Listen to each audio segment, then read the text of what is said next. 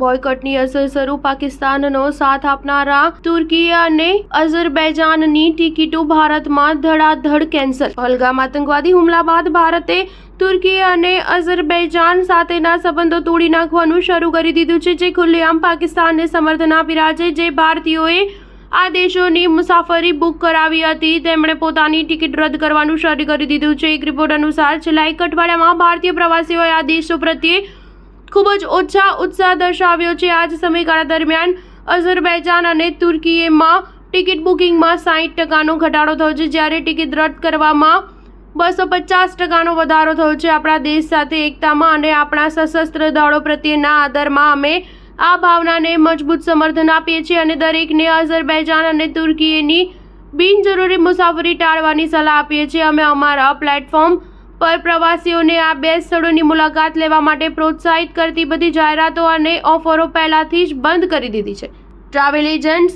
Association of ઇન્ડિયાના ભૂતપૂર્વ પ્રમુખ જ્યોતિ માયાલે જણાવ્યું કે ભારત પાકિસ્તાન સંઘર્ષમાં તુર્કી દ્વારા ડ્રોનનો ઉપયોગ અમારી લાગણીઓ વિરુદ્ધ ગયો હતો. અમે આ બંને દેશોને પર્યટન ક્ષેત્રે ઘણી મદદ કરી છે. ખાસ કરીને કોરોના મહામારી પછી અમે તેમને વધુ ટેકો આપ્યો.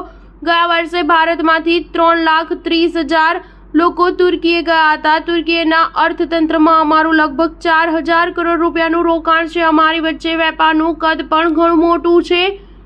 લોકોની ભાવનાઓને ઠેસ પહોંચી છે. તેમને લાગે છે કે તુર્કી અને અઝરબૈજાન બિલકુલ ન જવું જોઈએ. 50% બુકિંગ રદ કરવામાં આવ્યા છે. આપણા મોટા ટૂર ઓપરેટરોએ ટિકિટ વેચવાનું બંધ કરી દીધું છે કારણ કે પર્યટન શાંતિ અને લોકો વચ્ચેના સંબંધો વિશે છે. સ્ટાર ન્યૂઝ 7 હંમેશા સચ્ચાઈની સાથે.